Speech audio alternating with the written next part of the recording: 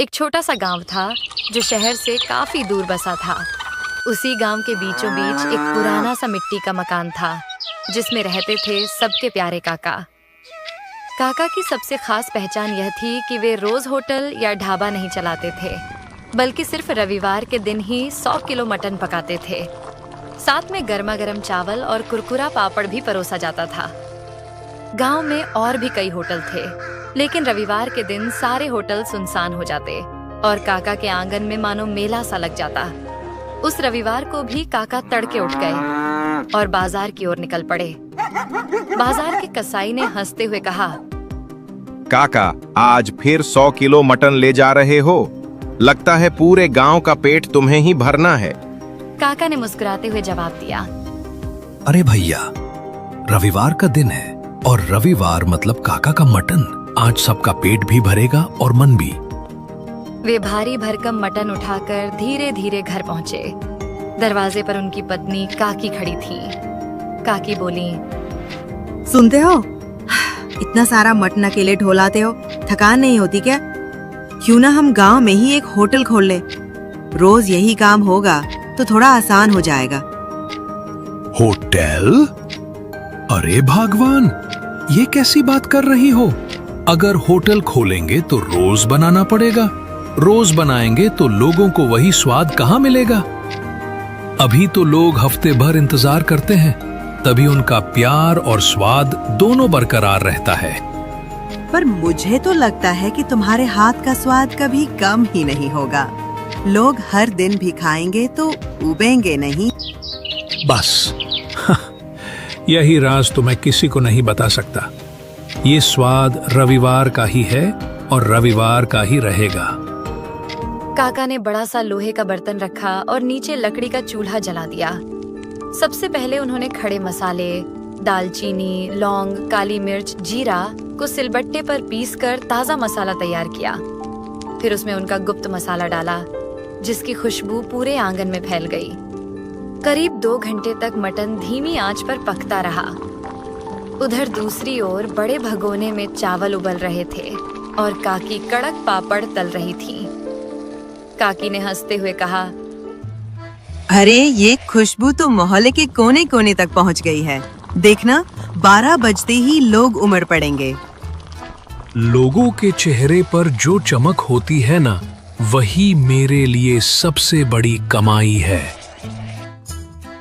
जैसे ही घड़ी ने 12 बजाए, लोग आने लगे।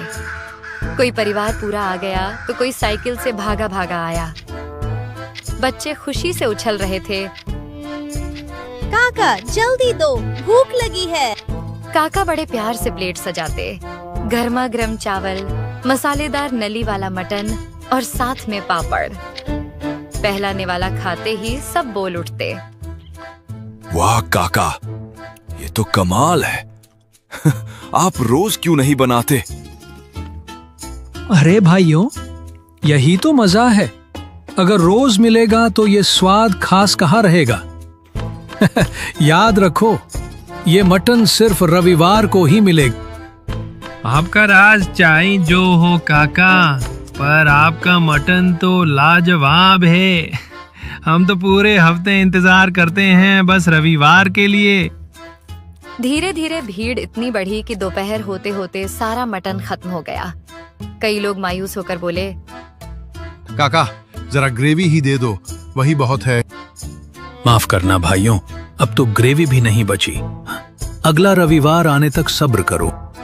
लोग निराश होकर पर मुस्कुराते हुए लौट जाते और कहते, ठीक है काका, फिर मिलेंगे अगले रविवार। रात को जब सब सन्नाटा हो गया तो काका और काकी खाट पर बैठे बातें कर रहे थे। काकी बोली, तुम सच में बहुत अच्छा मटन बनाते हो। क्यों ना हम सचमुच एक होटल खोल लें? लोग रोज आएंगे। भगवान अगर रोज बनाएंगे तो ये स्वाद अपना जादू खो देगा। स्वाद का असली मजा इंतजार में है। शायद तुम सही कहते हो, पर मुझे पूरा यकीन है कि तुम्हारे हाथ का स्वाद कभी भी लोगों के दिल से नहीं निकलेगा। इतना कहकर दोनों ने रात की शांति में मुस्कुराते हुए नींद की ओर कदम बढ़ाए।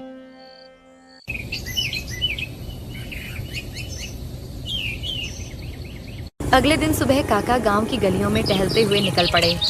चलते चलते वे चौक पर बने पीपल के पेड़ के नीचे जाकर बैठ गए।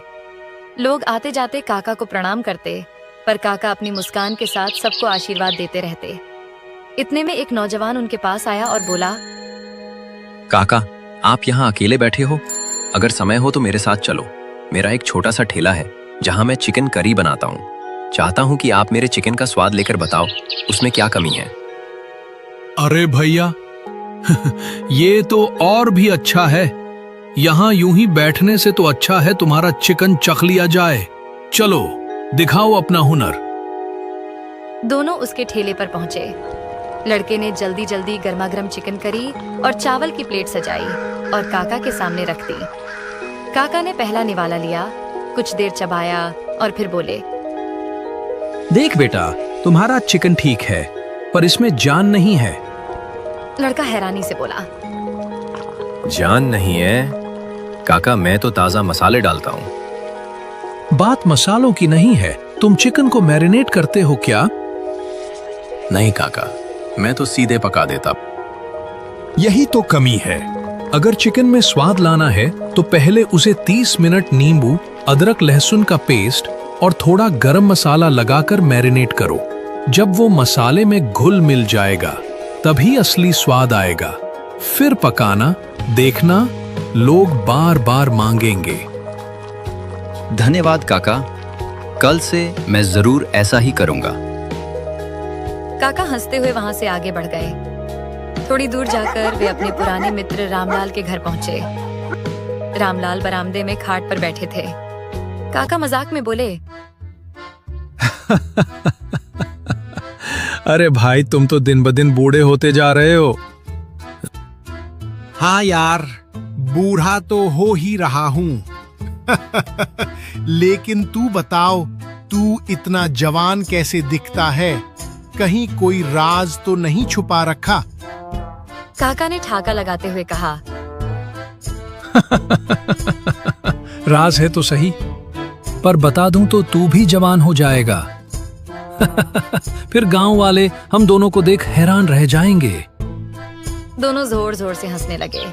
काका ने प्यार से कहा, देख भाई, कभी रविवार को घर आ जाया कर, तुझे अपना बेहतरीन मटन खिलाऊंगा।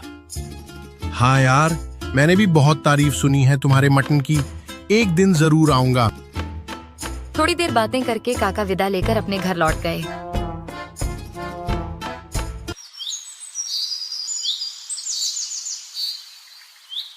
अगला रविवार आया। काका फिर सुबह सुबह उठे, ताजा मटन लेकर आए और बड़े हांडी में लकड़ी के चूल्हे पर पकाना शुरू कर दिया। धीरे धीरे गरम मसालों और गुप्त मसाले की खुशबू पूरे गांव में फैल गई। दोपहर के 12 बजते ही गांव वाले जमा हो गए। जैसे ही पहली प्लेटें परोसी गईं, सबके चेहरे खिल उठे। एक आदमी छकते ही बोला, अरे काका, आज तो प्लेट में मटन के पीस ज्यादा दिख रहे हैं। दूसरा हंसते हुए बोला, हाँ काका, मुझे तो 2-2 नली वाले टुकड़े मिल गए। काका ने मुस्कुराते हुए कहा, अरे भाइयों, आज मैंने जानबूझकर सबको थोड़ा ज्यादा दिया है। लोग हैरान होकर बोले, पर काका, आज ऐसा क्या खास है? काका ने मुस्कुराते हुए कहा, आज की ही तारीख को मैंने पहली बार रविवार का मटन बनाना शुरू किया था, तो समझ लो ये हमारी सालगिरह है। उसी खुशी में आज सबको दुगना मटन मिलेगा। गांव वाले खुशी से झूम उठे और खाने में डूब गए। थोड़ी देर में वे लोग भी आ पहुंचे जो पिछले रविवार को रह गए थे। काका ने उन्हें भी प्लेटें सजाकर दी। वे चाव से खाने लगे और बोले, वाह काका, इंतजार तो बहुत लंबा था, पर आज तो 2 गुना स्वाद मिला। भीड़ में एक नया चेहरा भी था। साफ कपड़े पहने, थोड़ा शहरनुमा अंदाज वाला आदमी। उसने काका की थाली खाई और फिर धीरे से बोला, काका, अगर आप मुझे ये रेसिपी बता दो तो मैं आपको जितना कहो उतने पैसे देने को तैयार हूँ। काका ने भौहें चढ़ाते हुए पूछा, अरे भाई, तुम कौन हो? आज पहली बार देख रहा हूँ। मैं शहर में बड़ा होटल चलाता हूँ। तुम्हारे मटन की चर्चा सुनी थी, इसलिए यहाँ चला आया। अगर ये रेसिपी मिल जाए तो मेरे होटल का धंधा दुगना हो जाएगा। काका शांत होकर बोले, मान लो कि मैं तुम्हें ये बता भी दूं तो भी तुम्हें वही स्वाद नहीं मिलेगा। वो हैरान होकर बोला, क्यों काका? स्वाद तो रेसिपी से आता है। नहीं भाई, स्वाद सिर्फ मसालों से नहीं आता। ये मटन धीमी आंच पर चूल्हे में पकता है घंटों तक। तुम्हारे होटल में तो गैस का चूल्हा होगा, वहीं से फर्क पड़ जाएगा। वो आदमी जिद पर अड़ गया। फिर भी बता दो काका, मैं तुम्हें खूब पैसे दूंगा। पैसों से स्वाद नहीं बिकता। अगर कभी मुझे अपना राज बताना होगा तो मैं अपने गांव वालों को बताऊंगा, तुम्हें नहीं। ये सुनते ही वो शहर वाला गुस्से में बड़बड़ाता हुआ वहां से चला गया। वाह काका, आप तो सच में गांव की शान हो। बस भाइयों, यही प्यार ही मेरी असली कमाई है। उस रात जब सब सो चुके थे, काका और काकी खाट पर बैठे बातें कर रहे थे। भगवान, अब उम्र हो रही है। सोचता हूँ हमारे इस मटन के राज को आगे कौन संभालेगा। काकी ने सहमति में सिर हिलाया। सही कह रहे हो, पर किसे दोगे ये राज? कौन बना पाएगा तुम्हारी तरह? क्या पता कोई खुद चलकर आ जाए, जिसे ऊपर वाला हमारे लिए भेजे। दोनों यही सोचते सोचते सो गए। सुबह दरवाजे पर दस्तक हुई। कोई है घर में? बाहर से एक धीमी आवाज आई। काका बाहर निकले तो देखा एक दुबला पतला लड़का खड़ा था। लड़का बोला, काका मैं अनाथ हूँ, कई दिन से भूखा हूँ, कुछ खाने को मिलेगा? काका उसे अंदर ले आए। काकी ने तुरंत चावल और बचे हुए मटन के टुकड़े परोसे। लड़के ने आंखों में आंसू लिए खाना खाया। काका ने प्यार से पूछा, बेटा, तुम अनाथ हो और हमारे भी कोई संतान नहीं, क्या तुम हमारे साथ रहना चाहोगे? लड़का कुछ देर सोचकर बोला, काका मुझे खुशी होगी आपके साथ रहने में। आज से तुम हमारे बेटे हो। अब हमारा राज भी तुम्हारा है। इस तरह काका और काकी को अपना वारिस मिल गया। तीनों साथ रहने लगे और गांव में उनकी खुशियों की नई कहानी लिखी गई।